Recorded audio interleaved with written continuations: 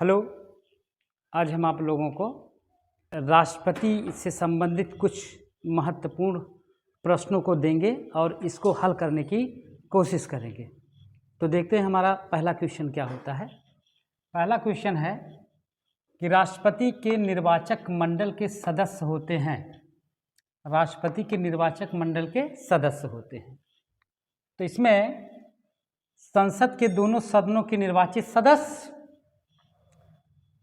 और दूसरा हमारा है राज्य विधानमंडल के दोनों सदनों के सदस्य, सभी राज्यों के विधानसभाओं के निर्वाचित सदस्य, दिल्ली एवं पुडुचेरी विधानसभाओं के निर्वाचित सदस्य। इसमें सही कूट चुनना है तो कौन कौन सा हो सकता है। तो थोड़ा सा इसके बारे में हम जानकारी ले लेते हैं। राष्ट्रपति के बारे में ध्यान दीजिएगा। ऐसे देखिए, ये संसद, तो हमारे देश की जो संसदीय व्यवस्था है वो ब्रिटेन के संविधान से ली गई है। जैसे ब्रिटेन में वैसे भारत में। तो ब्रिटेन में जो आपका आता है वो है हाउस ऑफ कॉमन्स, उसके बाद हाउस ऑफ लॉर्ड्स, उसके बाद क्राउन, मतलब राजा या रानी। ये आपका ब्रिटेन का है, ब्रिटेन का पार्लियामेंट। उसी तरह से भारत में भी दो सदन है। जैसे ब्रिटेन की संसद में दो सदन है, एक हाउस ऑफ कॉमन्स और दूसरा हाउस ऑफ लॉर्ड्स। उसी तरह से भारत में भी एक लोकसभा और दूसरा राज्यसभा। और एक तो हो गया कि ब्रिटेन से जो है संसदीय व्यवस्था ली गई है, उसी के साथ साथ जो भारत की संघीय कार्यपालिका है वो भी ब्रिटेन से ली गई है। जैसे क्राउन या राजा रानी, उसी तरह से भारत में राष्ट्रपति होता है, राष्ट्रपति। ये हो गया। तो संसदीय शासन प्रणाली और संघीय कार्यपालिका जो है ब्रिटेन के संविधान से लिया गया है। अब जैसे संसद है, उसी तरह से राज्यों की अगर बात करें तो राज्यों में भी इसी तरह से है। जैसे राज्य की अगर बात करें तो आपका यहाँ देख लेते हैं विधानमंडल। विधानमंडल में भी जो होते हैं, एक विधानसभा होता है, विधानसभा, और दूसरा विधान परिषद, और अगले हैं राज्यपाल। तो जैसे केंद्र में लोकसभा है, यानी कि संसद में जो कानून बनाया जाता है वो पूरे देश के लिए लागू होता है, पूरे देश में लागू होता है। उसी तरह से राज्यों में जो कानून बनाया जाता है वो सिर्फ उसी राज्यों में लागू होता है। तो ये केंद्रीय विधायिका बोली जाएगी और ये राज्य की विधायिका, मतलब विधानमंडल अर्थात राज्य की विधायिका और संसद अथवा केंद्र की विधायिका। तो जैसे केंद्र में लोकसभा होता है, उसी तरह से राज्यों में विधानसभा होता है। केंद्र में लोकसभा को जो है निम्न सदन के रूप में जाना जाता है और राज्यों में विधानसभा को निम्न सदन के नाम से जाना जाता है। उसी तरह से केंद्र में हम बात करें तो राज्यसभा को उच्च सदन कहा जाता है। उसी तरह से जो विधान परिषद होता है उसको उच्च सदन कहा जाता है ना। जिस तरीके से राष्ट्रपति जो होता है वो कार्यपालिका प्रमुख होता है, केंद्र की कार्यपालिका प्रमुख जो होता है राष्ट्रपति होता है, उसी तरह से जो राज्य की कार्यपालिका का जो प्रमुख होता है राज्यपाल होता है। ये हो गया। तो अब इसमें जो क्वेश्चन आ रहा हमें कि राष्ट्रपति के निर्वाचक मंडल के सदस्य होते हैं, तो ध्यान दीजिएगा कि राष्ट्रपति के निर्वाचक मंडल में कौन कौन से लोग वोट देते हैं, भाग लेते हैं। तो ध्यान दीजिएगा, इसमें संसद के दोनों सदनों के निर्वाचित सदस्य, ये सही है, संसद के दोनों सदनों के निर्वाचित सदस्य। तो इसमें देखते थे ए में पहला सही आ रहा है, ये फिर डी में भी पहला है। तो हम ऐसे देखते हैं ए वाला, क्योंकि पहला सही आ गया। बी में देखिए ये भी पहला है, और सी में देखें ये भी पहला है, और डी में देखें ये भी पहला है। अब दूसरे पर देखते हैं, राज्य विधानमंडल के दोनों सदनों के सदस्य। राज्य विधानमंडल के दोनों सदनों के सदस्य। ये राज्य विधानमंडल के दोनों सदनों के सदस्य इसमें भाग नहीं लेते हैं।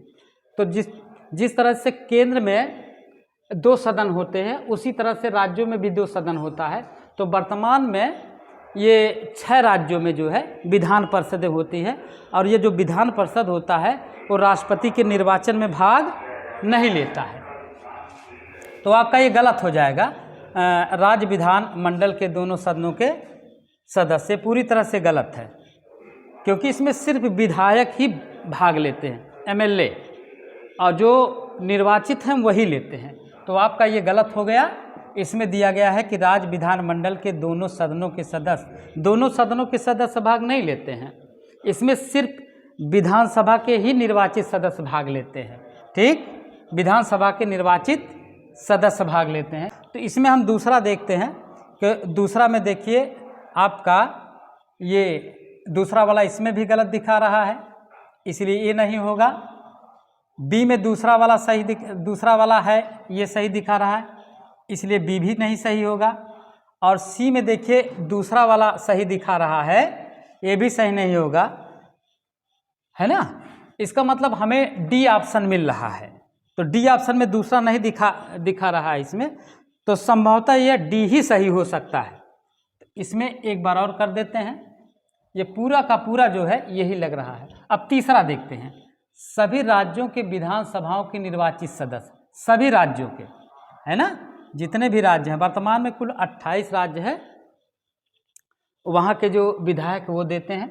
तो सभी राज्यों के विधानसभाओं के निर्वाचित सदस्य, ये विधानसभा देखिए, जो विधायक होते हैं, MLA, member of legislative assembly, यहाँ के निर्वाचित सदस्य। तो आपका तीसरा भी सही आ रहा है। ठीक, इसमें और अगला है दिल्ली एवं पुडुचेरी विधानसभाओं के निर्वाचित सदस्य, ये भी सही आ रहा है चौथा। तो आपका सही ऑप्शन हो जाएगा डी। इसका मतलब हो गया ये लेते हैं भाग, और ये अब इसमें निर्वाचक मंडल की अगर बात करें तो निर्वाचक मंडल में, राष्ट्रपति के निर्वाचक मंडल में कौन कौन लोग शामिल होते हैं एक बार पुनः देख लेते हैं। तो निर्वाचक मंडल में जो होते हैं, ध्यान दीजिएगा, ये 4 तरीके के लोग भाग लेते हैं। राष्ट्रपति के निर्वाचक मंडल में 4 तरीके के लोग भाग लेते हैं। तो पहले देख लीजिए, एक है लोकसभा के निर्वाचित सदस्य, ये हो गए, और राज्यसभा के निर्वाचित सदस्य 2 हो गए। ठीक है, 2 तरीके के लोग हो। और उसके बाद क्या है, ये देखिए जो विधानमंडल है, विधानमंडल में जो क्या नाम है, निम्न सदन है, ये विधानसभा, यहाँ के निर्वाचित सदस्य भाग लेते हैं। और अगले जो आ जाते हैं, चौथे नंबर पर है वो केंद्र शासित प्रदेश, जहाँ पर विधानसभाएं हैं, मुख्य रूप से इस समय वर्तमान में जो है दिल्ली एवं पुडुचेरी विधानसभाओं के सदस्य भाग लेते हैं। तो राष्ट्रपति के निर्वाचन में 4 तरीके के लोग भाग लेते हैं। एक होते हैं लोकसभा के निर्वाचित सदस्य, दूसरे होते हैं राज्यसभा के निर्वाचित सदस्य, और अगले होते हैं जो राज्य की विधानसभा होती है वहाँ के निर्वाचित सदस्य, और दिल्ली एवं पुडुचेरी के जो विधानसभा है वहाँ के निर्वाचित सदस्य। तो ये भाग लेते हैं, ये लोग वोटिंग करते हैं। हाँ, एक चीज़ और इसमें आ जाता है कि मतदान स्थल कहाँ होता है। ये जो सांसद होते हैं वो वोट कहाँ देते हैं, विधायक कहाँ वोट देते हैं राष्ट्रपति को। तो ध्यान दीजिएगा कि जो सांसद होते हैं वो नई दिल्ली में देते हैं, और जो विधायक होते हैं वो अपने राज्य की राजधानियों में वोट देते हैं। और यहाँ पर एक सवाल और उठ रहा है कि पीठासीन अधिकारी कौन होता है, मतलब जो पीठासीन अधिकारी होते हैं जो चुनाव करवाते हैं, इसमें पीठासीन अधिकारी कौन होता है जो राष्ट्रपति के चुनाव को अंजाम देता है, चुनाव करवाता है। तो इसका जो पीठासीन अधिकारी होता है वो क्रमशः राज्यसभा का जो महासचिव होता है वो होते हैं, और उसके बाद क्या नाम है, लोकसभा के जो महासचिव होते हैं वो इसके पीठासीन अधिकारी होते हैं। अब यहाँ पर एक चीज़ और आ जाता है कि राष्ट्रपति का तो निर्वाचन हो गया, अब राष्ट्रपति को अगर उसके ऊपर महाभियोग लगा दिया जाए, है ना, तो महाभियोग जो है अनुच्छेद 61 में आता है है ना। तो महाभियोग में, राष्ट्रपति के महाभियोग में कौन कौन से लोग भाग नहीं लेते हैं? तो यहाँ पर जो क्या नाम है, ये राज्यों की विधानसभाओं के जो विधायक हैं वो भाग नहीं लेते हैं, और दिल्ली और पौंडीचेरी जो केंद्र शासित प्रदेश में विधानसभा है वहाँ के सदस्य भाग नहीं लेते हैं। तो राष्ट्रपति के महाभियोग में जो है सिर्फ 2 ही लोग होते हैं, एक लोकसभा के ये जो सदस्य होते हैं वो भाग लेते हैं, और राज्यसभा के भी सदस्य भाग लेते हैं। मतलब इसी को कहते हैं अर्धन्यायिक प्रक्रिया। और इसके बाद इसमें आ जाता है, हम दूसरा क्वेश्चन अब देख लेते हैं।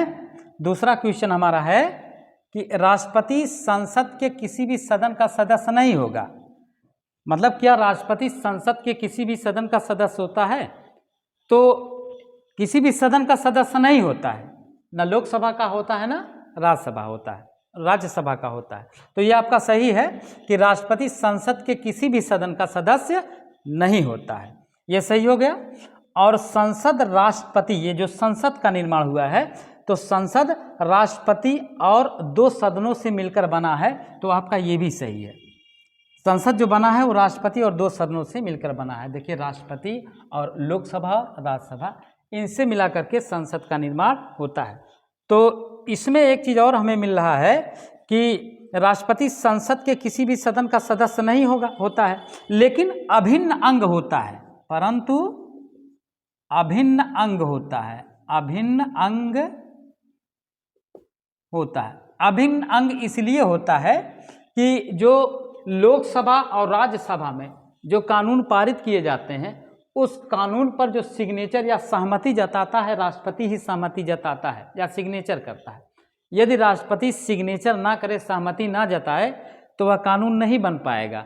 इसीलिए राष्ट्रपति जो होता है वह संसद का अभिन्न अंग होता है। अब इसके आगे हम कल आपको फिर क्वेश्चन देंगे, और हम ये सोच रहे हैं कि संविधान की जो चैप्टर वाइज आपको एक एक करके आपको पढ़ाएं या बताएं। तो संभवतः ये सोमवार से हो सकता है। इस पर हम कार्य कर रहे हैं कि जितने भी स्टूडेंट हैं हमारे कोचिंग संस्थान के और तमाम जो इसके इच्छुक हैं, तो हम सोच रहे हैं कि इनको जो है step by step, chapter by chapter जो है संविधान हम बताएं, तो इसमें आपको इंटरेस्ट होगा और एक तरफ से आपका नॉलेज होता चला जाएगा। धन्यवाद।